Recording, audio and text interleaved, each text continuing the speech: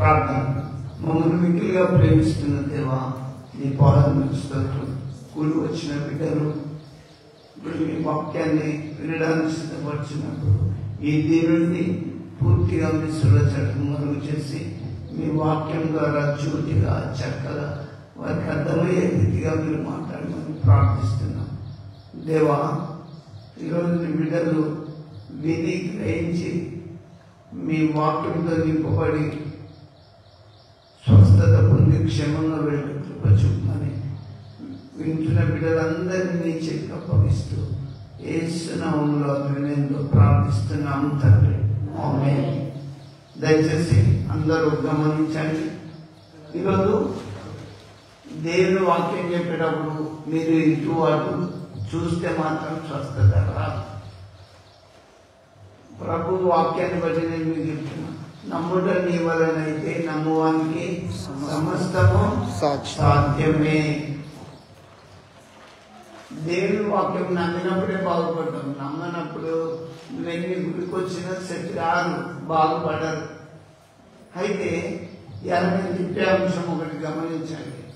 చాలా మంది ఊరికి వాడవాడకు కూడా చర్చస్ ఉన్నాయి, కానీ నేను నేను ఒక అంశం చెప్తున్నా, అదంతా గమనించండి. నా సొంతంగా లేఖనంలో నుంచి తీసి మాట్లాడదాం. నేను చెప్పే అంశం ఏం తెలుసా? నీవు సేవకుడవా, లేదా నువ్వు పాస్టర్వా, లేదా నువ్వు కాపరువా అనే అంశం మీద బైబిల్లో నుంచి నేను మీకు ఎత్తి చూపెడతా. నీవు సేవకుడవా అనే అంశం తీసుకున్నాం. బైబిల్ ఇచ్చిన వారు దయచేసి తీసుకోండి. యెషయా గ్రంథం 42వ అధ్యాయంలో సేవకుడు ఏం చేయాలి, మరి సేవకులు ఏం చేస్తుందో మనం చూడాలి. యెషయా గ్రంథం 42వ అధ్యాయం 1 నుంచి 8. ఇదిగో నేను ఆదుకొను నా సేవకుడు, నేను ఏర్పరచుకున్న వాడు, నా ప్రాణమునకు ప్రియుడు. చూడండి, సేవకుడిని దేవుడు ఏర్పరచుకుంటాడు. ట్రైనింగ్ చేసి మనం వచ్చి సేవ చేస్తామంటే జరగదు. అది నేను చెప్పడం కాదు, బైబిల్లో రాయబడినది అదే నమ్మాలి మనం. నేను ఎన్ని తప్పులు చెప్పినా ఏ చెప్పినా మనం అందరం శోధించి సాధించాలి. బైబిల్ లేఖనాలను మనం పరిశోధించినప్పుడు సేవకులు ఎవరు, పాస్టర్ అంటే ఎవరు, బైబిల్ ఏం చెప్తుంది, ఎట్లాంటి పాస్టర్గా ఎట్లాంటి సేవకులుగా ఉంటారో మనకు క్లియర్గా అర్థమవుతుంది. మళ్ళీ ఇదిగో ఇదిగో నేను ఆదుకొని నా సేవకుడు, నేను ఏర్పరచుకున్న వాడు, నా ప్రాణమునకు ప్రియుడు. చూడండి, సేవకుడు దేవుని ప్రాణానికి అతి ప్రియుడు. దేవుడు ఎప్పుడు ఆదుకుంటాడు. కష్టాలు, శ్రమలు, రోగాలు వస్తాయి, వచ్చినా దేవుడు ఆదుకునేవాడు సేవకుడు. అతని యందు నా ఆత్మను ఉంచి ఉన్నాను. సేవకుల్లో దేవుడు ఏమి ఉంచుతాడు? దేవుని యొక్క ఆత్మ ఉంటుంది. ఏ పాస్టర్ అయినా, ఏ సేవ చేస్తున్నా, బైబిల్ పట్టుకొని సేవ చేసేటోడైనా ఆత్మను పొందుకోవాలి, దేవుని ఆత్మను కలిగి ఉండాలి. అట్లుంటే రాజులను, రాజ్యాలను సైతం పెకిలించగలుగుతారు. నేను మీకు ఇంకా ఒక కంటిన్యూషన్ చెప్తా. చాలా మంది దేవుని ఆత్మను పొందకనే హల్లెలూయా అంటాను. బైబిల్ గ్రంథం మీరు మొత్తం చదవండి, చూడండి, ఆ పదము దేవుని స్తుతించండి. అంతేకాని హల్లెలూయా హల్లెలూయా అని మీరు అన్నప్పుడు ఏ సేవకుడు బైబిల్ ఆ పదాలు వాడిండో మీరు చెప్పాలి నాకు. చూడు, కంటిన్యూషన్ చేయి. అతడు అన్ని జనులకు న్యాయము కనపరచును.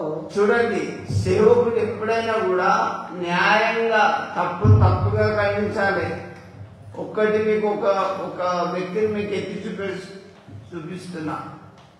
బ్యాప్టిజం ఇచ్చే యోహాను ఏ రోజు రాజును ఏం మాటను చేయలే.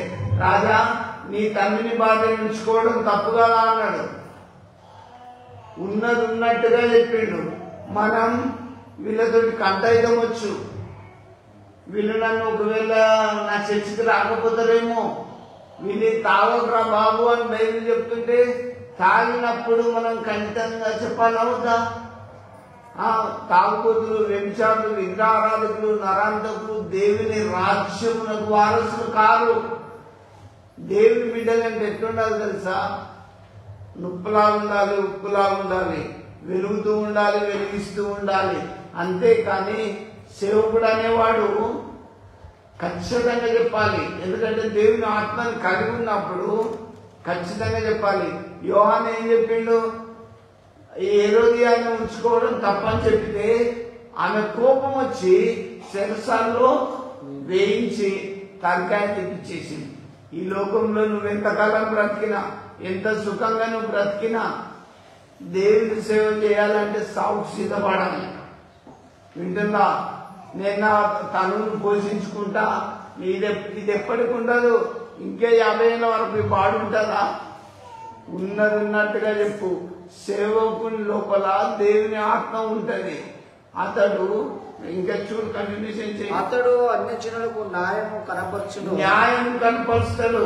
న్యాయంగా మాట్లాడాలి. నువ్వు గుడికొచ్చి తప్పు చేస్తే తప్పని చెప్పాలి. న్యాయం కనపరుస్తాడు. అతడు కేకలు వేయడు, అరవడు. బైబిల్ ఏం చెప్తుంది? సేవకుడు అత్తడా మైకు దొరికితే హల్లెలూయా హల్లెలూయా ఒకటే అరుసుడు. ఇంకా చూడండి, తన కంఠస్వరం వీధుల్లో కంఠస్వరము వీధుల్లో కూడా వినబడనీయాడు. సేవకుని లక్షణం చెప్తున్నా. నేను చెప్పడం కాదు, బైబిల్ యెషయా గ్రంథంలో వ్రాయబడి ఉన్నది. తన స్వరాన్ని, తన కంఠ స్వరాన్ని కూడా వీధులలో వినబడనీయాడు. మౌనంగా ఉండిపోతాడు. నలిగిన రెల్లును అతడు విలువడు. మకమకలాడుచున్న జనపనార పత్తిని అయిపోయిందా? చూడండి, సేవకుడు అనేవాడు తన స్వరాన్ని వీధులలో కూడా వినబడినాడు. ఇప్పుడు మనం అక్కడ లైన్ పెడితే, ఇక్కడ పెడితే అక్కడ వినబడాలి. ఎందుకు? డబ్బు కొట్టుకున్నట్టే. అసలేని ప్రసంగాలు ఏమి చేసిన వేస్ట్. క్రియలు లేని విశ్వాసమృతం.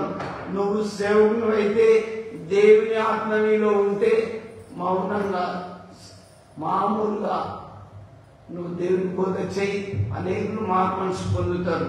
అంతేకాని ఇక్కడ మత్తయి సువార్తలో కూడా సేవకుల గురించి ఒకటి రాయబడి. లూకాసు వార్త తీసుకోండి. లూకాసు వార్త 16వ అధ్యాయం 13లో సేవకుడు ఎట్లుండాలో బైబిల్ని క్లియర్గా చెప్తారు. లూకాసు వార్త 16వ అధ్యాయం 13లో వచ్చుమా. ఏ సేవకుడును ఇద్దరు యజమానులను సేవింపలేడు. చూడండి, ఏ సేవకుడు కూడా ఇద్దరు యజమానులకు జీతం ఉంటాడా? ఇద్దరు పటేళ్లకు ఒక పనులు ఉంటాడా? సేవకుడు ఉండడు కదా. ఉంటే ఎవరికో ఒకరికి ఉండాలి. నువ్వు యేసు ప్రభు వైపు ఉంటావా, లోకం వైపు ఉంటావా? నీకు డబ్బు కావాలా, సేవ కావాలా? చాలా మంది సేవ చేసే వాళ్ళు డబ్బు కాశపడి చేస్తారు. ఒకటి ఎగ్జాంపుల్ చెప్తాను. యేసు ప్రభుతో సేవలో ఉన్న ఇస్కరియోతు యేసు ప్రభుతోటే ఉన్నాడు. యేసు ప్రభుతోటే సేవలు తిరిగిండు. యేసు ప్రభుతోటే తిన్నాడు. యేసు ప్రభు ఎక్కడ బోధిస్తే అక్కడ ముందు వరుసలో ఉన్నాడు. డబ్బు సంచి కూడా ఆయన దగ్గరే ఉన్నట్లు మనం చూస్తున్నాం. ఆ బ్యాక్గ్రౌండ్ అంతా తెలుసుకొని ఈయన డబ్బును ప్రేమించాడు, కానీ అక్కడ యేసు ప్రభుని ప్రేమించలే. నేను ఆయనను అప్పగిస్తే నాకేమి ఇస్తారు? చూడండి, శిష్యుడు ప్రభుని అప్పగించాడు. యేసు ప్రభుతో నువ్వు బైబిల్ చదువుతావు, ప్రార్థన చేస్తావు, గుడికొస్తావు, అంత బాగానే ఉన్నది. మళ్ళీ ఇంటికి పోతే నీ లోకానుసారమైన జీవితంలో ఉంటే నువ్వు క్రైస్తవుడివేనా, సేవకుడివేనా? ఒకసారి ఆలోచించుకోవాలి. మన నిజ జీవితంలో ఇది 70 ఏళ్ళ యాత్ర ఎంత విర్రమీగినా తర్వాత రూపురేఖలు మారిపోతాయి, స్టేజ్ తప్పిపోతుంది, కలుసుకుపోతుంది, విని చెవుడు కూడా వచ్చేస్తుంది. ఇంకా 70-80 ఏళ్ళ వరకు పెద్దగా వినవాల్సి వస్తుంది మనకు వినబడకపోతే. నేను మీకు ఎందుకు చెప్తున్నానంటే ఈ రోజున్న పరిస్థితి ఉండదు. అందుకే దేవుని సేవకుడికి నేను చెప్తున్నా, దేవుని ఆత్మను మీరు పొందుకోవాలి. ఇక్కడ ఇప్పుడు నేను చెప్పేది బైబిల్లో ఏ సేవకుడు కూడా ఇద్దరు యజమానులకు సేవింపలేడు. ఇద్దరు యజమానులను సేవింపలేడు. ఉంటే ఒకరి వైపు ఉంటాడు. అంతేకాని దేవుని బిడ్డలారా, యూదాసుడు యేసు ప్రభుతో ఉన్నట్టుండి డబ్బును ఆశించింది. డబ్బు కావాలి కానీ యేసు వచ్చింది. దీనికి గుడికొత్తాం, ప్రార్థన కావాలి కానీ బ్యాప్టిజం వద్దు. గుడికొత్తాం, అంత బాగానే ఉంటాం, ఇంటికి పోయి తాగడం యథావిధే. అట్లా చేస్తే నేను మీకు చెప్తున్నా, క్లియర్గా చెప్తున్నా, మన నిజ జీవితంలో మన మరకలు అడిగి వేసుకోవాలి. మన పాపకు తాగులు ఏమున్నాయి అవి తుడుచుకోవాలి. నువ్వు అక్కడ బయట తప్పు చేసి వచ్చి అయ్యా ప్రభు అని అంటే నువ్వు రోజు వచ్చి వారంగా చేసుకొని కొంత ప్రయోజనం ఏంది? గుణం ఒకసారి మారాలి, బుద్ధి మారాలి, ప్రవర్తన మారాలి, బ్రతుకు మారాలి. లేని పక్షంలో దేవుని బిడ్డలారా, సేవకులైనా విశ్వాసులైనా సంఘస్థులైనా నిజ జీవితంలో రెండుకి మీరు దాసులు కాలేరు. వాడు ఒకరిని ద్వేషించి ఒకరిని ప్రేమించునో, లేక ఒకరిని అనుసరించి ఒకరిని తృణీకరించునో. చూడండి, ఇద్దరు యజమానులకు ఒకడు జీతం ఉండలేడు కాబట్టి ఒకరిని ద్వేషిస్తాడు, లేదా ఒకరికి ఉంటారు, లేదా ఇద్దరికైతే ఒకసారి ఉండలేడు. నీకు యేసు ప్రభు కావాలా, లోకం కావాలా, నువ్వు సేవ చేస్తావా? సేవ చూడండి, డబ్బు తీసుకొని వాక్యం చెప్పేటోడు జీతగాడే. నెల నెలకు ఆ సంస్థ నుంచో ఈ సంస్థ నుంచో డబ్బులు వస్తాయి కదా, వాడు జీతగాడే. నేను చెప్పడం కాదు, బైబిల్లో రాయబడ్డది. నువ్వు డబ్బు ఒకవేళ వాళ్ళు జీతం పంపలేదు సేవ చేయడానంటే కదా. దేవుని సేవ చేయాలి అంటే దేవుని వాక్యానుసారంగా నడవాలి. ఏ సేవకుడు కూడా ఇద్దరు యజమానులకు సేవించలేడు. ఒకరిని ద్వేషిస్తాడు, ఒకరిని ప్రేమిస్తాడు. నేను నీకు అదే చెప్తున్నాను, నువ్వు యేసును ప్రేమిస్తే సత్యదాగే సేవ చేయి, ఆకలి దప్పుల చేత అలమటించు. అంతేకాని ఆ సంఘం పోయి నేను స్పీకర్గా పోతే నాకు ఒక 5,000 ఇస్తారు, ఇక్కడికి పోతే ఎంతో డబ్బులు ఇస్తారని ఆ డబ్బు కాసపడిపోయినప్పుడు నువ్వు డబ్బులు ప్రేమిస్తున్నావు. అక్కడ సంఘంలో గొల్లలకు చక్కటి వాక్యం అందించలేకపోతుండ్రు. ఇక్కడ బైబిల్ వాక్యం ఏం చెప్తుంది? నా సేవకుడు అర్హుడు, కీర్తన వేయడు, తన కంఠస్వరము వీధిలో వినబడనీయడు. వింటున్నా, సేవకుడు అనేవాడు చాలా మౌనంగా ఉండి మరి దేవుని సేవ చేయవలసిన బాధ్యత ఉంటుంది. అర్హుడు కొంచెం ఇక్కడ రెచ్చిపోయి గట్టిగా అరిసి చెప్పే సేవకులు కూడా ఉన్నారు. మనం అసలు దేవుని ఆత్మను పొందినమా లేదా మీరు చూడాలి. ఇంకా దావీదు కూడా సేవకుల గురించి కొన్ని చెప్తాడు. ఒక్కొక్క బైబిల్ గ్రంథంలో సేవకుల గురించి రాయబడ్డ విషయాలు చెప్తున్నా. 11 వచ్చిన చూడు, కీర్తన. దావీదు అనగానే కీర్తనలు గుర్తుపెట్టుకోవాలి. 19వ అధ్యాయం 11 దావీదు ఏమంటాడు చూడు.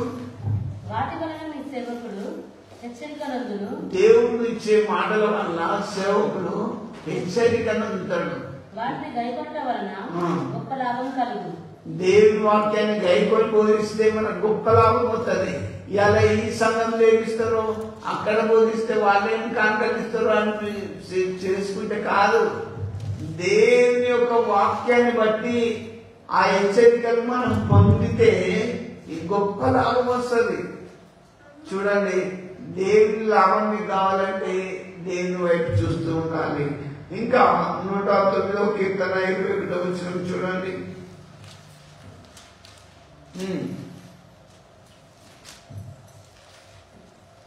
బైబిల్స్ వారు తీస్తే, యెహోవా ప్రభువా, నీ నామమును బట్టి నాకు సహాయం చేయు. నీ కృప ఉత్తమమైనది కనుక నన్ను విడిపింపు. నేను దరిద్రుడను. 109:28 వచనం. వారు శపించుచున్నారు గాని నీవు దీవించవలదు. కీర్తనలు 109:28 వచనం. మీరు తప్పు చదవద్దు, లేఖనాన్ని కరెక్ట్ చదవండి. ఇది లైవ్కి వెళ్ళిపోతుంది వాక్యం. 109వ కీర్తన 28వ వచనంలో దేవుని యొక్క వాక్యాన్ని బట్టి సేవకుడు సంతోషిస్తాడు. వారు లేచి అవమానము పొందెదరు, కానీ నీ సేవకుడు సంతోషించును. దేవుని వాక్యం మనం దేవుల్లో ఉన్నప్పుడు సంతోషభరితులమై ఉంటాం. కానీ మనిషి మీదనో సంఘం మీదనో డినామినేషన్ మీదనో ఆధారపడి సేవ చేస్తే సంతోషం ఉండదు. మనం ఎన్ని డబ్బులు తెచ్చుకున్నా అది వ్యర్థమే. దేవునితో దేవుని ఆత్మతో నింపబడ్డప్పుడు మన హృదయం సంతోషంగా ఉంటది. ఇక్కడ మీరు 19:11 ఒక వాక్యము దేవుని చేత హెచ్చరిక పొంది మనం సేవ చేత కూడా చాలా దీవెనకరమని నేను మీకు చెప్తున్నా. మళ్ళీ ఒకసారి అదే 19:11 మీకు అర్థమవుతుంది. సేవకులు అంటే అనేకులు ఉన్నారు ఈ కడవరి కాలంలో. వాటి వలన నీ సేవకుడు హెచ్చరికలందును వాటిని గైకొనడం వలన గొప్ప లాభం కలుగును. గొప్ప లాభము ఎట్లా కలుగుతుంది చెప్పండి? గొప్ప లాభం దేవుని వలన కలుగుతుంది. దేవుని చేత హెచ్చరింపబడాలి. నేను మీకు ఒకటి చెప్తా. బిలాము దేవుని సేవకుడు ఏం చేసిందంటే బాలాకాదు వచ్చి, అయ్యా నువ్వు సేవకుని కదా, ఆ యొక్క జనాంగాన్ని నువ్వు శపిద్దురా, నువ్వు ఏదంటే అది జరుగుతుంది కదా, నువ్వు శపిద్దురా అని చెప్పి బాలాకు రాజు బిలాం దగ్గరకు వచ్చింది. నీకు కావలసినంత డబ్బిస్తా, కావలసినంత డబ్బిస్తా, నువ్వు వచ్చి ప్రార్థన చేద్దురా. ఇప్పుడు పలాని బ్రదర్ వీళ్ళ సంబంధం ఇంటికి పోతే అక్కడ ప్రార్థన చేస్తే నాకు ఎన్నో కాంతలు ఇస్తాడు. పలాని వాళ్ళ ఇంటికి పోతే అక్కడ బిర్యానీ పెడతారు. ఇదా పుట్టపోషకులం కావచ్చు సేవకుడు అనేవాడు. దేవుని చేత హెచ్చరింపబడి వెళ్ళి బోధించాలి. వింటున్నా? దేవుని చేత హెచ్చరికలు పొంది మనం వెళ్ళాలి. దేవుడు వద్దంటే వెళ్ళొద్దు. అయితే ఈ బిలాము ఏం చేసింది తెలుసా?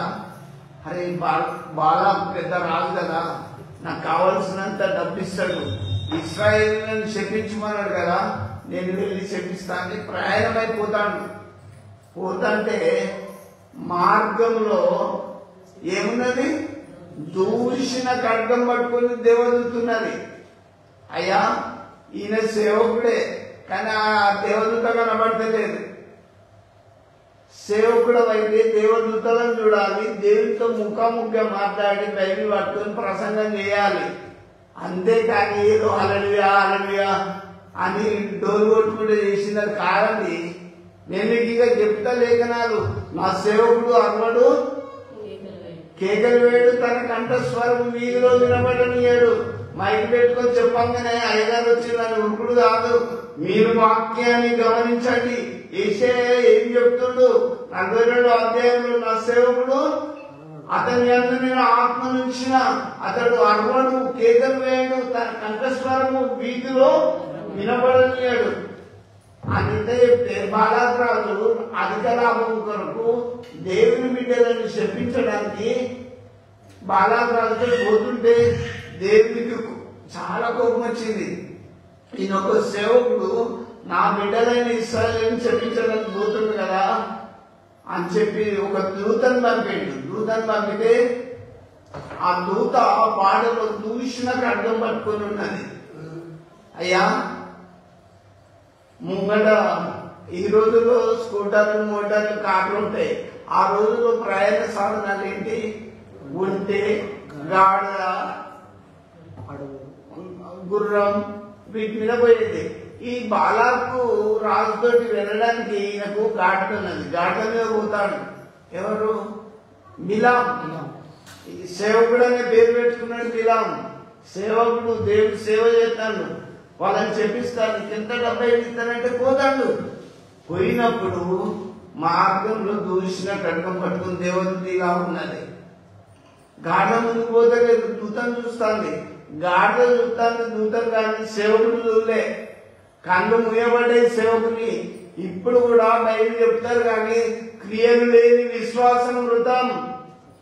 క్రియలుండాలి. ఏ సేవకుడికైనా క్రియ లేకపోతే నువ్వు ఎంత గట్టిగా హల్లెలూయా అని పొద్దంతా డోలు కొట్టుకుంటాను వాయించు, అస్సలే హీలింగ్ జరగదు. ఓడైతే మనకి హీలింగ్ పవర్ లేకున్నా అసలు హీలింగ్ సెక్రటరీ అంటారు. ఉన్నాయి. అప్పుడున్న దేవుడే ఇప్పుడు ఇదిగో నేను మొదటి వాడను, కడపటి వాడను వాక్యం మనకు నేర్పిస్తుంది. కానీ తప్పితోలో వీళ్ళని నడిపేది సంఘమును. ఎందుకంటే మొదటివాడు కడపటివాడు మన దేవుడు. భూమికి పునాది వేసినప్పుడు ఉన్న దేవుడే ఇప్పుడు మనం ఆరాధిస్తున్న దేవుడు. అయితే ఈ విషయాన్ని అంతా మరుగుపెట్టి డబ్బు కాసిపడి బిలాము వెళ్ళిపోతుంటే చూసిన ఖడ్గం పట్టుకుని నా దేవదూతను గాఢ చూసి వెనకకి వచ్చేసింది. బాగా కొట్టిండు, ముమ్మారు విపరీతంగా కొట్టిండు. అప్పుడు దేవుడు ఏం చేసిండు తెలుసా? గాడికి నోరు ఇచ్చిండు, నువ్వు మాట్లాడాలి. అప్పుడు గాడి ఏమన్నాను తెలుసా? అయ్యా, నేను నీ గాడినే కదా, ఎందుకు ముమ్మారు ఇంత బాగా కొడుతున్నావు నన్ను అని అడిగింది. ఇంకా నా చేతిలో కట్టుకుంటే చంపేటోని అంటాను. అయ్యగారికి ఇంత కోపం ఉంటే ఎట్లా? దేవుని ఆత్మ లేదు, దేవుని యొక్క హెచ్చరిక లేదు. సేవకుడు దేవుని చేత హెచ్చరిక పొందాలా లేదా? ఆ హెచ్చరిక లేదు, దేవుడు వెళ్ళమనలేదు. కానీ బాలాపురాలు మాటలు విని బిలాం ప్రయాణమై గాడిదను విపరీతంగా కొట్టినప్పుడు ఆ గాడిద నోరు తెరిచి మాట్లాడతాను, నన్ను ఎందుకు ఇంతగానం కొట్టినావు? నేనేం తప్పు చేసినా? నీ గాడిదను నిన్నే మోస్తున్నా కదా, నా దీపంత బలు కొట్టిన ఎందుకు అని అడిగింది. అప్పుడు ఇట్లా తెలిసి చూసినప్పుడు అప్పుడు బిలాం కళ్ళు తెరవబడి దూషణ ఖడ్గం పట్టుకుని ఉన్నది. ఒక గోడపై శక్తిని ఆయన కొట్టే దెబ్బలకు మనం చాలాసార్లు దేవుని చేత హెచ్చరిక పొందిపోవాలి. ఎక్కడికి పోయినా ఇప్పుడు పలానా ప్రార్థనకు రమ్మన్నాడు అనుకో, ఎవరైనా అక్కడికి పోతున్నా నన్ను మనవి చేసుకుని మీరు మహిమ తెచ్చుకొని వారి దీవెన కావాలని ప్రార్థన చేసి వెళ్ళాలి. అంతేకాని అడిగి పోతే రవి ఒక సేవ చేస్తాడు, ఇంత సన్మానం చేస్తాడు, ఇంత తింటావు, చనిపోతే పుట్ట పోషకులే అవుతారు సేవకులు. అట్లా దయచేసి కావద్దు. దేవుని చేత బిలాములాగా హెచ్చరిక పొంది సేవ చేయాలి. వింటున్నా? ఇంకొకటి కూడా యెషయా గ్రంథము 52లో సేవకులు ఎట్లుండాలో బైబిల్లో రాబడ్డది. 52వ అధ్యాయం 13 చూడండి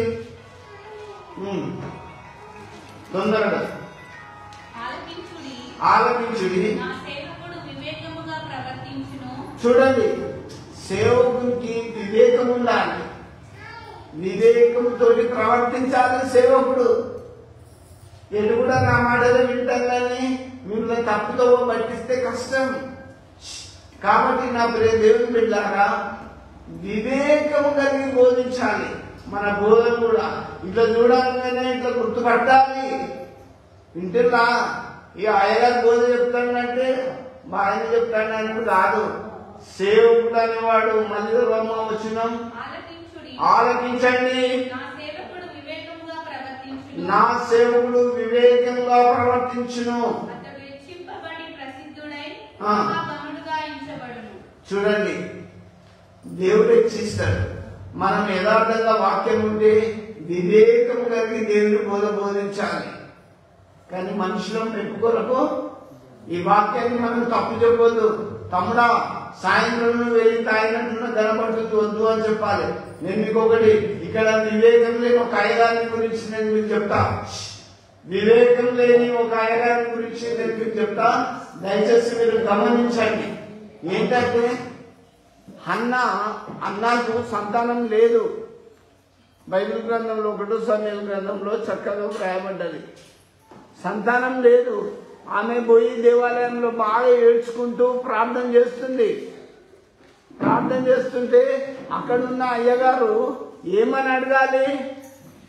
ఏమమ్మా, ఎంతవరకు మత్తురాలవై ఉంటావా అని అడుగుతాడు. వివేకం ఉన్నది ఆ అయ్యగారికి? కొడుకులే వ్యభిచారులై, కొడుకులే తాగుబోతులై ఉంటే తన ఇంటి పరిస్థితి తాను చూసుకోలేని ఏలి, తన ఇంటి పరిస్థితిని ఏలి చూసుకోలే. ఏలి కొడుకులు దుర్మార్గులని బైబిల్లో రాయబడ్డది. దేవుడే స్వయంగా చిన్న సమూయేలుతో చెప్పిండు, సమూయేలు నువ్వు భయపడకు, ఆ ఏలి కొడుకులు దుర్మార్గులు వ్యభిచారులు అని చెప్పిండు, నేను వాళ్ళని సంహరిస్తా అని చెప్పిండు. కానీ ఈ ఏలి ఆ హన్నా దగ్గరికి పోయి ఏమమ్మా ఎంతవరకు చదువుతావు, ఎంతవరకు మత్తురాలు ఉంటావు అని అడుగుతాడు. వివేకం ఉన్నదా? ఆయనకేమన్నా జ్ఞానం ఉన్నదా? చూడండి, దేవుడు పిల్లలను ఇచ్చినప్పుడు సేవకులు చక్కగా చూసుకోవాలి. సంఘంలో దేవుడు మీకు కొడుకులు బిడ్డలను ఇచ్చినప్పుడు ప్రభు యొక్క బోధలోను వాక్యంలోను వాళ్ళని పెంచినప్పుడు చెడిపోరు. వాళ్ళు యుక్త వయసు 18 ఏళ్ళు రాగానే పిల్లలు చెడిపోతారు. ఎందుకంటే నో డిసిప్లిన్. బాలుడు నడవలసిన త్రోవానికి నేర్పు. వాడు పెద్దవాడైనప్పుడు దాని నుంచి తొలగిపోడు. దేవుని బిడ్డలారా, నేను మీకు తెలియజేస్తున్నా, సేవకుడు అనేవాడు చాలా వివేకంగా ఉండాలి. సేవకులే తప్పు చేసి సేవకులే పొరపాటు చేసినప్పుడు ఎవరు చెప్తారండి? సంఘం చెడిపోదా? అందుకే సేవకుడు అనేవాడు ఉప్పులా ఉండాలి, ఉప్పులా ఉండాలి. మన బోధలు రుచిగా ఉండాలి. నేను మీకు ఒక్కటే చెప్తున్నా, ఇక్కడ ఏమి తన కుటుంబాన్ని చక్కపరచుకోలేదు, కానీ అన్న దగ్గర పోయి ఎందుకు తాగినావమ్మా, ఎంతవరకు మాత్రాలు అయినావు అంటే ఆమె జవాబు ఎట్లున్నది తెలుసా? అయ్యా, నీ సేవకురాలైన నన్ను పనికి మాలినదానిగా ఎంచవద్దు. ఆమె ఎంత చక్కగా అనుసరిస్తుంది. ఆమె గుడికొచ్చే విశ్వాసి. అయ్యా, నీ సేవకురాలైన నన్ను పనికి మాలినదానిగా ఎంచవద్దు. నా మనోవేదన నా దేవునికి నేను చెప్పుకుంటున్నా, మొరపెట్టుకుంటున్నా అని చెప్తాను. ఆమె మాటలు ఎట్లున్నాయి, ఈ అయ్యగారి మాటలు ఎట్లున్నాయి? మత్రాలు ఆయన తాగొచ్చిన గుడికి. వివేకం లేని మాటలు అవి. అందుకే నా సేవకుడు మరి మంచి వివేకం కలిగి బోధించాలి అని బైబిల్ చెప్తుంది. ఇంకొకటి కూడా నేను మీకు జ్ఞాపకం చేస్తా. ఇంకొక వ్యక్తి దగ్గరికి జకరయ్య ఉన్నాడండి. ఆయన చాలా వృద్ధుడు. బైబిల్ గ్రంథంలో లూకా సువార్తలో వ్రాయబడి ఉంటుంది 1వ అధ్యాయంలో. జకరయ్య, ఆయనకు పిల్లలు లేరు, కానీ దేవుని సేవ చేస్తున్నప్పుడు దేవదూత వచ్చి, జకరయ్య, నీ ప్రార్థన వినబడ్డది. నీ భార్య అయిన ఎలిజబెత్ ఒక కుమారుని అంటుందంటే ఆయన భయపడి, అరే నేను వృద్ధుడను అంటాడు. ఇక్కడ ఒక్కటి నమ్మాలి, నీ వయసును, నీ రోగాన్ని, నీ పరిస్థితులను కాదు నువ్వు చూసేది, దేవుని వాక్యం నమ్ము. దేవదూతే పక్కకు వచ్చి చెప్తుంటే, దేవదూతే నీ పక్క నుండి చెప్తుంటే అయ్యగారే నమ్ముతలేడు. నేను వృద్ధుడను, నీకు ఒక కొడుకు కలుగుతాడు అని చెప్తుంటే, అయ్యా వందనాలు, థ్యాంక్ యూ, పరలోకం నుంచి వచ్చిన దూత వర్తమానం ఎంత బాగుంటుంది.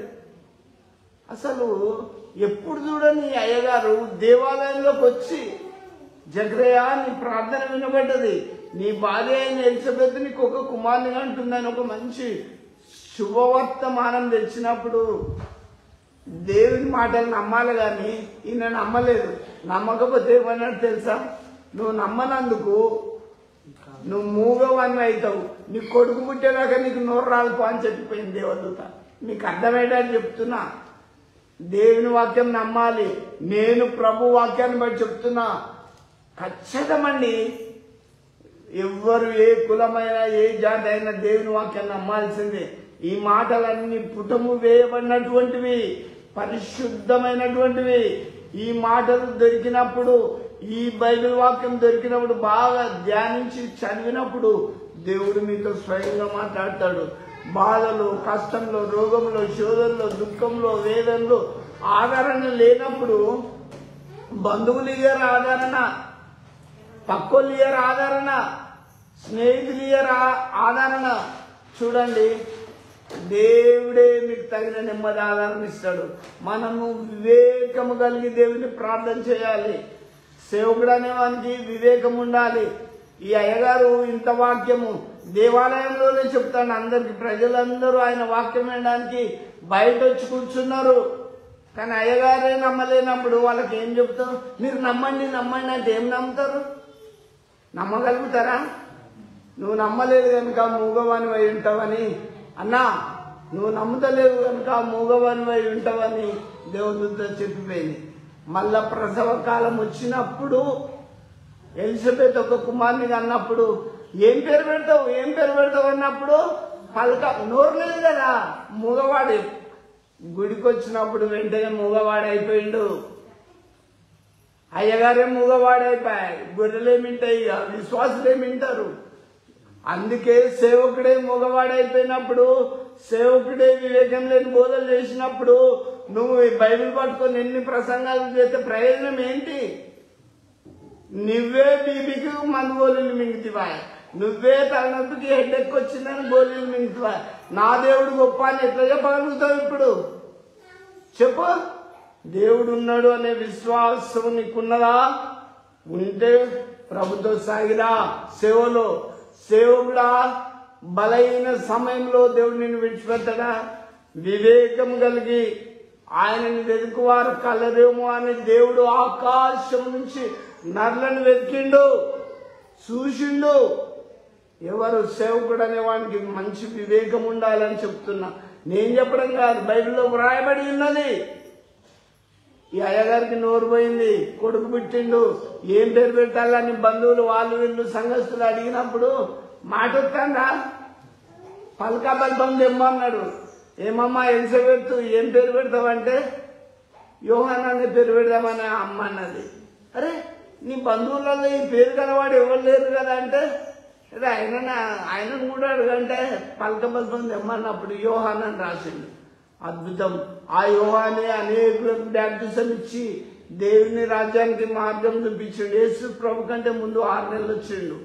దేవుని బిడ్డారా, మీరు దేవునిలో ఉంటే ఏ తెగులుని గుడారమో సమీపించదు. కష్టం రాని, బాధ రాని, వేదన రాని దేవుని మీద డిపెండ్ అయిపోవాలి. అయ్యా అయ్యా ఎలాను మందు గోళీలు మింగొచ్చు, సావవా? ఆపరేషన్ కావచ్చు, సావవా? నేను ఒక్కటే చెప్తున్నా, బైబిల్లో పోయిన వారని చెప్పిన మనిషి ఆయుష్కాలం ఎంత? 70-80. ఆయన ఆయాసమో వైభవమే. రాజ్యం నేలిన రాజ్యార్థి రాజులు ఉన్నారా? ఇప్పుడు ఉన్నారా? చూడండి దేవుని బిడ్డారా, దేవుని వాక్యం భూమి ఆకాశాలు గతించినా ఏం మాత్రం గతించవు. సేవకుడు అనేవాడే నమ్మనప్పుడు బోధకులు విశ్వాసానికి ఏం బోధిస్తాం చెప్పండి? ఏలియానే చేసిండు, జకర్యానే చేసిండు. ఇంకా నేను ఒకటి మీకు జ్ఞాపకం చేస్తున్నా. ఈ సేవకుడు ఎవరు? బిలాం. డబ్బు కాసపడి పోతుంటే దేవుని ఉగ్రత అతనికి కలిగింది. సేవకులు వీళ్ళు. ఇట్లాంటి నకిలీ సేవకులు లోకంలో ఎంతమంది ఉన్నారో మీ విశ్వాసులే దొరకబట్టి పక్కకు రావాలి. బైబిల్ను కళ్ళు తెరిచి చదవాలి. మీరు చదవచ్చిన వాళ్ళు చదవాలి, లేకపోతే దేవుని వాక్యం క్షుణ్ణంగా మీరు అర్థం చేసుకోవాలి దేవుడు ఏం చెప్పిండు అనేది. ఇంకొకటి కూడా నేను మీకు జ్ఞాపకం చేస్తున్నా. పౌలు గురించి. పౌలు చాలా ముందు అనేకులను చిత్రహింసలు పెట్టినోడు, కానీ దేవుడు పట్టుకున్నాక ఆ సేవకుడు ఎలా మారిందో చూడండి. అపోస్తలుల కార్యం 13:10-11 వరకు చూడండి. పౌలు గురించి చెప్తాను, ఒక్కొక్క సేవకుని గురించి చెప్తాను. నువ్వు ఎలాంటి సేవకునివో నువ్వే అర్థం చేసుకోవాలి. అపోస్తలుల కార్యం 13:10-11 వరకు. అతన్ని సమస్త కపటముతోనూ సమస్త దుర్మార్గముతో నిండినవాడా, అపవాది కుమారుడా, సమస్త నీతికి విరోధి, నీవు ప్రభు యొక్క తిన్నని మార్గమును చెడగొట్టుట మానవా? ఇదిగో మళ్ళీ కాదు, అదమ్మా అతన్ని తేరి చూసి చూడండి. సేవకుడు అనేవాడు తేరి చూడాలి. ఏ గుండెలో ఏ మనిషికి ఏ బాధ ఉన్నది, ఏ ఈవిల్ స్పిరిట్ ఉన్నది, ఇట్లా చూస్తే చెప్పాలి. సేవకుడు ఇట్లా బైబిల్ పట్టుకొని చెప్పడమే కాదు. పౌలు ఏం చేస్తుండు? అతన్ని తేరి చూసి ఏమంటాడు? సమస్త కపటంతో నిండి ఉన్నవాడా, సమస్త దుర్మార్గంతో నిండి ఉన్నవాడా, అపవాది కుమారుడా, సమస్త నీతికి విరోధి, సమస్తమైన నీతికి విరోధి, నువ్వు ప్రభు యొక్క తిన్నని మార్గంలోను చెడగొట్టుడు మానవా. చూడండి, గుడికి వచ్చినప్పుడు ఈ పౌలు ఏమన్నా భయపడ్డా? ఈ మాటలు ఎవరినన్నారు చూడండి. గారెడు వాడైనా సీమోన్. మీరు ఏం చదువుతారు? బైబిల్ లేఖనం చదువుతుంటే మనకు అర్థమైతే ఇక్కడ ఇది సీమోన్ ఏం చేసిందంటే దేవుని మార్గాలనే చెడగొడుతుంటే ఈ పౌలు ఈ సేవకుడు ఇట్లా కనిపెట్టి భయపడ్డా ఉన్నది చెప్పిండు, నువ్వు గుడికి రాకపో, దేవుని సమస్త నీతికి విరోధి అని చెప్పిండు. ఇప్పుడు అయ్యగారు చెప్తారు అట్లా చెప్తే గుడికి రాడు, కాంకలియదు. పరిస్థితి ఏంది? నేను మీకు ఒకటే చెప్తున్నా, దేవుని చేతను వేర్పడ్డ సేవకుడు అయితే ఫియర్ నాట్, భయం లేదు. అమ్మా ఖచ్చితంగా దేవుని వాక్యం బోధించాలి. గుడికి వచ్చే అక్కలు చెల్లెళ్ళు లైవ్ వింటున్న వారు దేవుని యొక్క వాక్యంతో నింపబడండి. సేవకుడు అనేవాడు ఉన్నట్టుగా బోధించాలి. కాబట్టి ఈయన అలా బోధించిండు, సమస్త నీతికి విరోధి. అయ్యా నువ్వు సంఘ పెద్దవైతే సాటుకు రాయితే దేవుడు ఒప్పుకుంటాడా? నువ్వు సంఘ పెద్దవైతే గుడికి వచ్చి ఇంటికి పోయి తప్పు చేస్తే దేవుడు శభాష్ అంటాడా? ఇకనైనా నీ జీవితాన్ని మార్చుకో, ఇకనైనా నీ ప్రవర్తనను మార్చుకో. ఎవరు చెప్పారు నీకు సేవకుడు అంటే ఏదో తీయటి మాటలు చెప్పి కబుర్లు చెప్పి ఇంటికి పోయి హాయిగా పండుకునే అవసరం కాదు. ఉన్నట్టుగా బోధించు, వాళ్ళు వినకపోని చెప్పాలి. ఇంకా ఈ పేతురు గారు ఏం చేసిండ్రు, అదే అపోస్తల కార్యంలో 14వ అధ్యాయం 8 నుంచి 10 వరకు చూడండి. అతడు పుట్టినది మొదలుకొని కుంటివాడై ఎన్నడూనూ నడవలేక కూర్చుండి ఉండువాడు. అతడు పౌలు మాట్లాడుట వినెను. పౌలు అతని వైపు తీరు చూసి స్వస్థత పొందడం. చూడండి, ఇక్కడ మీరు ఈ లేఖనాలు అందరం గమనిస్తాం. పౌలు గారు ఇక్కడ బోధ చేస్తాను. పౌలు మాట్లాడుట ఒక్కడు విన్నాడు. వాడు ఎట్లా చోటు తెలుసా? పుట్టిన కాంచి నడవనోడు, కుంటివాడు, పుట్టుకతోటే కుంటివాడు. అయితే చదువు. పౌలు అతని వైపు తేరి చూసి, పౌలు ఎట్లా చూసిండు? అతని వైపు ఇట్లా చూసిండు. అమ్మా ఇట్లా తేరి చూసిండు. నేను మిమ్మల్ని చూస్తా అంటే ఒకరు నిద్రావస్థలో ఉంటాను, ఒకరు ఎప్పుడు ముగిస్తాడో అని చూసే వాళ్ళు కొంతమంది ఉంటాను. నేను మీకు ఖచ్చితంగా చెప్తున్నా, దేవుని బిడ్డలారా, పౌలు బోధిస్తున్నప్పుడు తేరి చూసిండు. వాడు ఎట్లాంటోడు?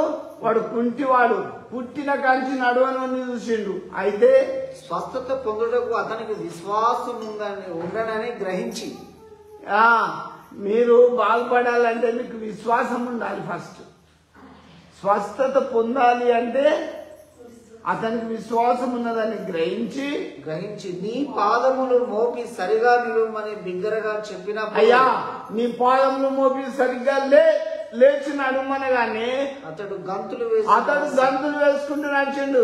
ఇక్కడ ఏమన్నా పౌలు గారు అలలి అన్నాడా? డోలు కొట్టిండా? ఏం మాట్లాడతావు, ఏం బోధ చేస్తావు? విమర్శించడం లేకపోతే కష్టం. ఖచ్చితంగా వాక్యానికి మీరు విధేయులైనప్పుడు, దేవుని చేత హెచ్చరిక పొందినప్పుడు, దేవుని ఆత్మ పొందినప్పుడు లే అంటే లేస్తారు. ఆశ్చర్యం ఏమీ లేదు. ఇక్కడ పౌలు ఆ పుట్టిన కుంటివాడిని లేనగానే వాడు ఎట్లా నడిచిండు? గంతులు. మీరు మా కాళ్ళున్నోళ్ళు కూడా గంతులు వేయలేరు. ఇప్పుడు స్టాండ్ అంటే ఇట్లా భూమి పట్టుకొని లేచేటోళ్ళు కొంతమంది ఉంటారు, అవునా? వాడు మాత్రమైతే వానికి రాక కాళ్ళు వచ్చినాయి కాబట్టి ఆ పౌలు బోధలు, ఆ సేవకుని బోధలు, మాటలు విని గంతులు వేసుకుంటూ దిగ్గున లేచి అందరి ఎదుట నడిచిండు. దేవుని బిడ్డలారా, ఆ పౌలు సేవకుడు ఎట్టున్నాడు, నీ సేవకుడు ఎట్టున్నాడు? నేను సేవకుని అని పోయి నువ్వు బోధిస్తే క్రియలే లేవు, నువ్వేం బోధిస్తావా బాబు? క్రియలు లేని విశ్వాసం మృతమని తెలుసుకొని దేవుని నుంచి ఆ శక్తిని పొందుకో. నువ్వు మనిషిగా మెప్పుకొరకు బోధించొద్దు. అరే బాగా చెప్పిండు, ఈ లేఖన మళ్ళా ఇలా ప్రకటన గ్రంథం నుంచి ఆదికాండం వరకు బాగా చెప్పిండు, అది కాదు. క్రియలు ఉండాలి. క్రియలు లేని విశ్వాసం మృతం. దేవుని చేత హెచ్చరికను ఉండాలి. లేకపోతే బిలాంలాగా డబ్బు కాసి పడిపోతావా? యూదాయిస్కరియోతలాగా దేవుని సేవలో నేను కూడా ఉంటానని ఆయన డబ్బు ఎక్కడిస్తాను అడిపోతావా? నాకు తెలుసు చాలా మంది పాస్టర్లు గట్టినే తయారైండు, సేవకులు అనేవాడు అనబడేవారు డబ్బుకి ఆశపడతారు. ఎక్కడ ఏది ప్రార్థన చేసి వస్తే కానుక తీసుకునే సేవ కాదండి, ఖచ్చితంగా దేవుడు పంపిస్తాడు. ఏలియా ఎంత యథార్థమైన సేవకుడు తెలుసా? ఆయన ప్రార్థన చేసినప్పుడు కాకులే వచ్చి రొట్టెలు మాంసం ఏలియాకి ఇచ్చిపోయినాయి. ఎంత అద్భుతం!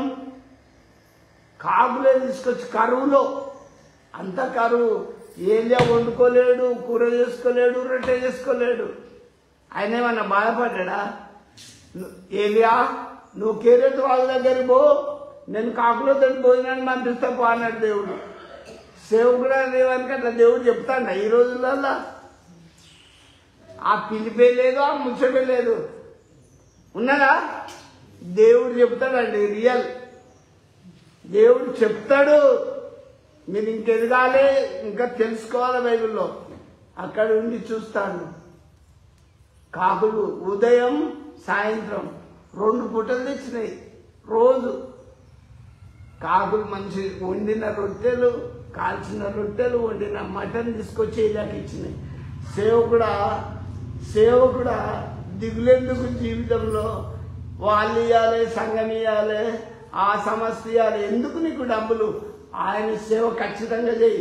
పనివాడు తన జీతమునకు పాత్రుడు కాదా? ఖచ్చితంగా పొద్దుగుకేదాకా మీరు కూలికి పోయినప్పుడు ఆ యజమాని ఇయ్యడా? నమ్మకము కలిగి దేవుని సేవ చేసినప్పుడు దేవుడు డబ్బులు పంపడా? ఆహారం ఇయ్యడా? ఆరోగ్యం ఇయ్యడా? ఎందుకు దిగులు జీవితంలో? నమ్మకమైన సేవకుడిగా ఉండు. బలా నమ్మకమైన మంచు దాసుడా అనే పేరు సంపాదించుకోవాలి. అంతేకాని ఆడపోతే నాకేమిస్తారో, ఇంతసేపు ఉంటే ఎప్పుడు ముగిస్తారో అనుకుంటాను. ఇక్కడ నేను మీకు జ్ఞాపకం చేస్తున్నాను. ఇక్కడ పౌలు గారు పుట్టినది మొదలుకొని నడవలేని లేనగానే వాడు దిగ్గున లేచి గంతులు వేసిండు. అప్పుడు అనేకులు కూడా ప్రభునందు విశ్వాసం ఉంచిండు. ఇంకా నేను మీకు చాలా షార్ట్గా చెప్పుకుంటూ పోతా. అపొస్తలుల కార్యంలోకి రండి, 3వ అధ్యాయం. షార్ట్గా ఒక పేతురు గురించి చెప్తాను.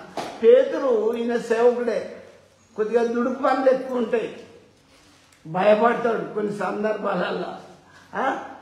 జీవితంలో సేవకునిగా అలా ఉన్నా కూడా యేసుతో ఉన్న ఈ పేతురు ఒక చిన్న పిల్ల దగ్గర 3 సార్లు బొంకిండు. యేసు ప్రభు ఎవరో నాకు తెలియదంటే, నువ్వు కూడా వాంతుంటున్నావు, నువ్వు పలానా రోజు గుడికి పోయినావు అలా చూసిందంటే మీరు ఏమంటారు? అరే మీరు ఈ కులం కదా, అమ్మ గర్రెటెందుకు పోయిందంటే ముఖోసారి ఇస్తారు, అప్పుడప్పుడు పోతా అనుకుంటా. కాదు, ఎప్పటికి పోతామంటే ఎవరు మీకు ఎదురు రాదు. దేవుని బిడ్డలారా, ఇక్కడ పేతురు గురించి నేను మీకు ఒకటి చెప్తా, చూడండి. అపొస్తలుల కార్యం 3వ అధ్యాయం 6 నుంచి 8 వరకు చూడండి. అంతటా పేతురు, వెండి బంగారములు నా యొద్ద లేవు గాని నాకు కలిగినది నీకు ఇచ్చుచున్నాను, నజరేయుడైన యేసుక్రీస్తు నామమున నడుమని చెప్పి. చూడండి, ఏ నామంలో చెప్తాను? హల్లెలూయా అన్నారు. రైడ పేతురు మీరే చెప్పాలి, లేని కల్పించి చెప్పొద్దు. డోలు కొట్టుకుంటా అలడిగా అంటే నీకు అది కౌంట్లెస్, దానికి పసలేని ప్రసంగాలు అవి. ఇక్కడ పేతురు మాటలు తీసుకో, లే నజరే వెండి బంగారాలు నా దగ్గర ఏమీ లేవు, నజరేయుడైన యేసు నామమున లెమ్మనగానే వాడు ఎట్లా చేసిండు?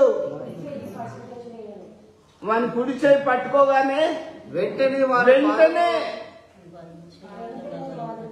వెంటనే వాని పాదములు శిలములను చక్కగా లేచి నిలిచిండు. వాడు దిగ్గున లేచిండు. ఎట్లా లేచిండు? నువ్వు పొద్దంతా డోలు కొట్టుకుంటాను అని లేతనని అడుగు. అందుకే నేను మీకు కరెక్ట్ చెప్తున్నా, నేను చెప్పడం తప్పు కాదు, విమర్శించండి. చాలా మంది పెద్ద పాస్టర్లే కానీ అయ్యగారులే కానీ చేసే పొరపాటు ఇది. హీలింగ్స్ లేవు, స్వస్థతలు లేవు. కానీ ఈయన దగ్గర పేతురైనా చదివిండు అనుకుంటా, చదువు లేదు, ఆయన విద్య లేని పామరుడు. ఒక్కరోజే 3000 మందికి బ్యాప్టిసాలు ఇచ్చిండమ్మా.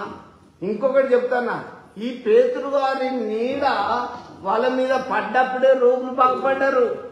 ఇప్పుడు వీళ్ళు కార్లనే పోతాండే, నీడెక్కడ పడుతుంది? ఆటోలే పోతాండే, నీడ పడుతుందా? నీడ పడతలేరు, నడతలేరు. ప్రాణాన్ని సుఖంగా ఉంచుకున్నప్పుడు ఎండ తలుగుద్దా, ఏసీ కార్లు కావాలా, నీడలు ఎట్లుతాయి, రోగులు ఎట్లా బాగా అవుతారు. ఒక్కసారి వాక్యాన్ని మనము పరిశీలించాలి.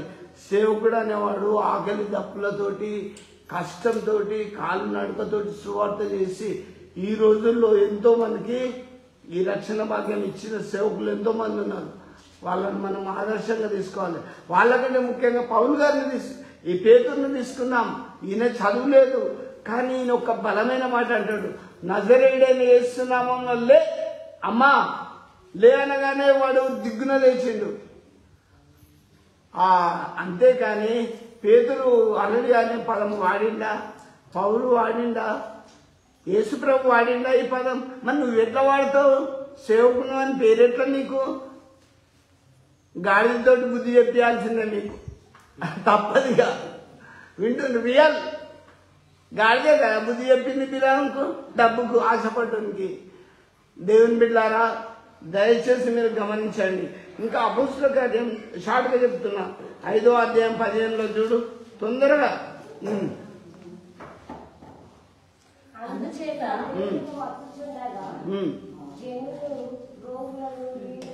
తెచ్చి వాటిలో ఎవరినైనను అతని నీడైనను పడవలను మంచం మీదను పరుపుల మీదను వాటిని ఉంచి. చూడండి అమ్మా, హైదరాబాద్ రాజ్యాంగం నుంచి వచ్చిన నిద్రపోవడానికి వచ్చిన అప్పటికి వాక్యం లేదా, ఇత్తనాలు పడతలేవా? నిద్రపోతే నేను ఇస్తే కాదు, ఉత్తనే పోతాము మళ్ళా. నిన్నే నిదురో ఇక మేలు కోరా అదును తాపరా పనులు ఉదయమాయరా ఎండ ఎదురు అవునురా. నిదురో ఇక మేలు కోరా అదును తాపరా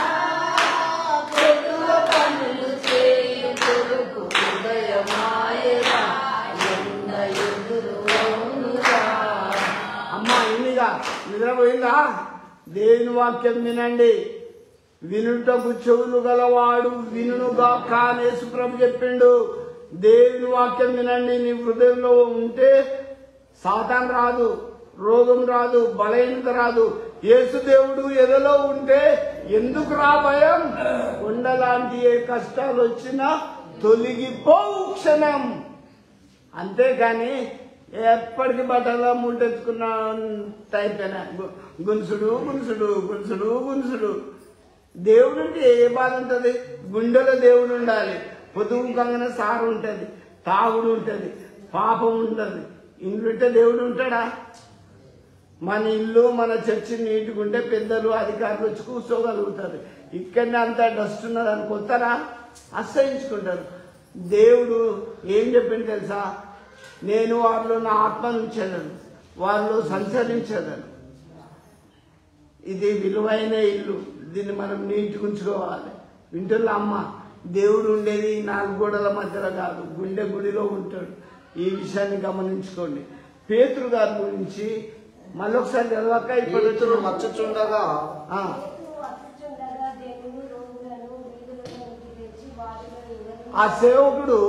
ఆ సేవకునికి చదువు రాదు. ఎవరికి? పేతురుకు చదువు రాదు. బైబిల్ గ్రంథంలో విద్య లేని పామరుడని రాయబడ్డది పేతురు గురించి. చదువు రాదు. కానీ పేతురు ఆ వీధుల్లోకి వెళ్ళి వస్తుంటే, ఆ బాటలోకి వెళ్ళి వస్తుంటే అనేకులు రోగులు వచ్చి ఆ మంచాల మీద ఆ రోగులు ఆ బాట పండేసిండ్రు. ఆయన నీడ పడితేనే బాగుపడ్డారు. ఇప్పుడు మన పేరు పక్కకు రెవరెండ్ పెట్టుకున్నా, డాక్టరేట్ పెట్టుకున్నా, పిహెచ్డీలు పెట్టుకున్నా, ఆ డిగ్రీలు పెట్టుకున్నా ఏం లాభం చెప్పండి? ఇవన్నీ సత్యదాకుంటాయి అనుకో. కానీ పేతురు అన్న పెట్టుకున్నాడా? ఆ వీధుల్లోకి వెళ్ళి అనేకులు వచ్చి ఆ బాట కొంటి రోగులను, పేషెంట్లను పెడితే ఈ నీడ ఎవరి మీద అయితే పడ్డదో అందరు బాగుపడ్డారు.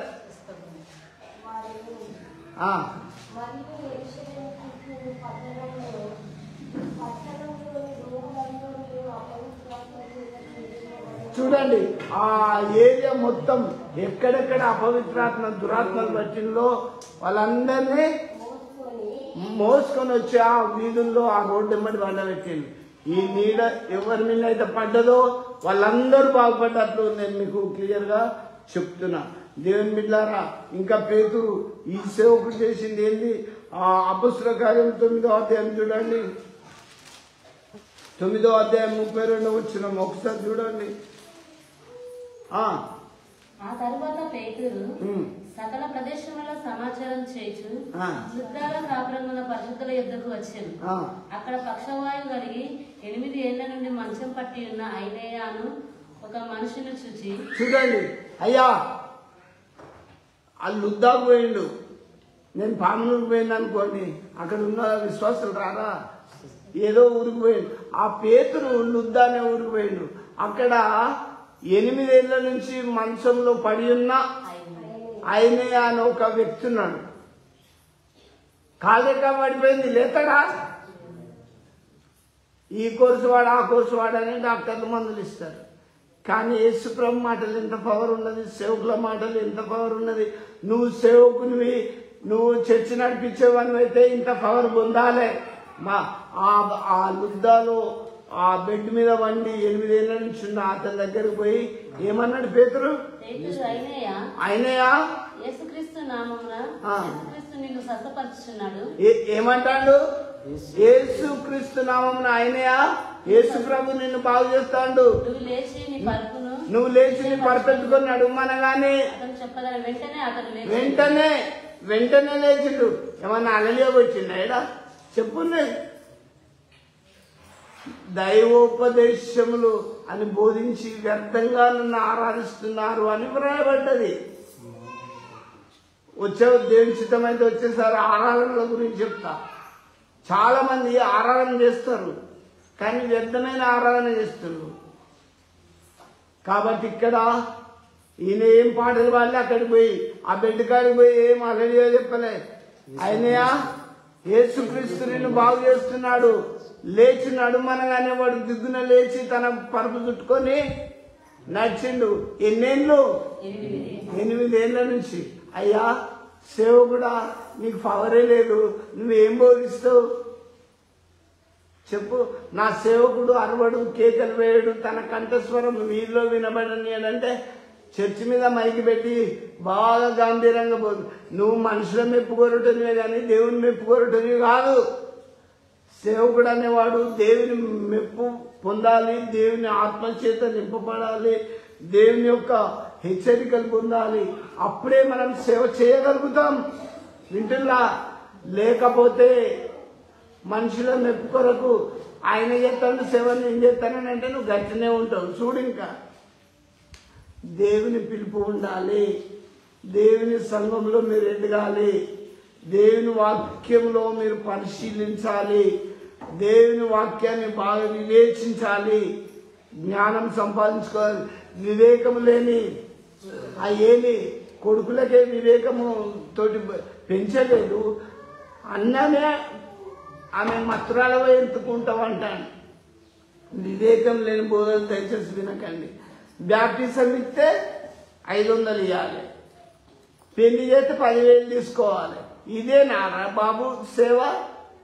ఖర్చులు అమ్మాలి, నూనెలు అమ్మాలి, బిజినెస్ ఉందా బైబిల్లో? ఇవన్నీ మనుషులు కల్పించిన పద్ధతులు. దైవోపదేశములను బోధిస్తూ వ్యర్థంగా నన్ను ఆరాధిస్తున్నారు. వ్యర్థమైన ఆరాధనలో హీలింగ్స్ ఉన్నాయి. రియల్ గా ఉన్నట్టుగా చెప్పు. ప్రాణనీయి. పేతురు ఎవరికన్నా భయపడ్డా? నీడబడితేనే బాగైతే నువ్వు సేవకుడా అని ప్రగల్భాలు బలికే నీవు నీ నీడబడ్డ బాగుపడరు, నువ్వు మాట్లాడినా బాగుపడరు, నువ్వు లెమ్మన్నా లేవరు. వింటున్నా? బాగా దయచేసి తెలుసుకోండి. దేవుని వాక్యం చేత నింపబడండి. బైబిల్ లేఖనాలు బాగా పరిశీలించండి. నేను చెప్పేదంటే తప్పుంటే కూడా విమర్శించి చెప్పండి. ఐ విల్ రెడీ, నేను సిద్ధంగా ఉంటా. కానీ దేవుని బిడ్డలారా, దిగజారిపోకండి. వాక్యంతో నింపబడండి. సేవకుడు అనేవాడు మంచి ఒక ఆర్మీ జవాన్ ఎంత వెపన్ ధరించుకొని, ఆయుధాలు ధరించుకొని విరోధిని ఎట్లా ఎదురాడి పోరాడుతాడు అంత శక్తి కలిగి ఉండాలి సేవకుడు అంటే. సత్యం అనే దట్టి కట్టుకోవాలి, నీతిమయం అనే మైమార్గం తొడుక్కోవాలి, విశ్వాసం అనే డాలు పట్టుకొని సేవకు రావాలి, అప్పుడు అనేక అద్భుతాలు జరుగుతాయని ప్రభు వాక్యాన్ని బట్టి నేను చెప్తూ ఈ చిన్న వాక్యమును దేవుడు మీ వినికిడిలో ఆశీర్వదించును గాక. ఆమేన్. ప్రార్థించుకుందాం. జీవం కలిగిన దేవా, నీ పాదములకు స్తోత్రం అయ్యా. ఈరోజు మీరు మాట్లాడిన విధానాన్ని బట్టి దేవా, మేము వివేకము కలిగి బోధించడం మాకు నేర్పించండి ప్రభు. బిడ్డలు ఇంతవరకు నీ వాక్యం విన్నారు. అనేక మంది బిడ్డలు ఇక్కడికి ప్రాంతంకు వస్తున్నప్పుడు మీరు ముట్టండి, తట్టండి, స్వస్థపరచండి. బాధలో, రోగంలో, శోధనలో, దుఃఖంలో ఉన్న ప్రియులందరినీ ముట్టుమని, ప్రత్యేకంగా తండ్రి వృద్ధాప్యంలో ఉంటున్నామని కూడా బాగు చేసి మీరు నడిపించమని కూడి వచ్చిన బిడ్డలందరినీ నీ చేతికి అప్పగిస్తూ యేసు నామములో ప్రార్థిస్తున్నాము తండ్రి. ఆమేన్. ఆమేన్.